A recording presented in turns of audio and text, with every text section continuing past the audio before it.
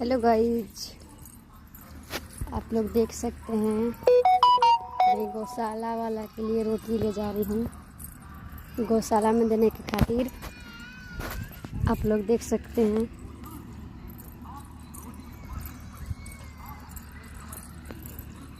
आ रहे हैं, हम आप लोग को दिखाते हैं।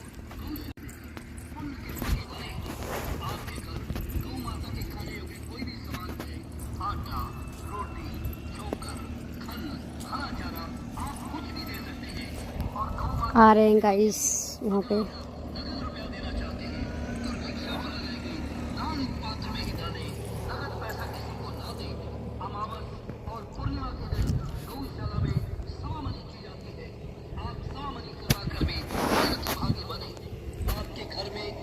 शादी हो, बच्चों के जन्मदिन हो या और कोई खुशी का मौका हो तो गौशाला में गौ माता की सेवा के लिए अधिक सहयोग देकर गौ माता की खुशी प्राप्त करें और पुण्य के भागी बने।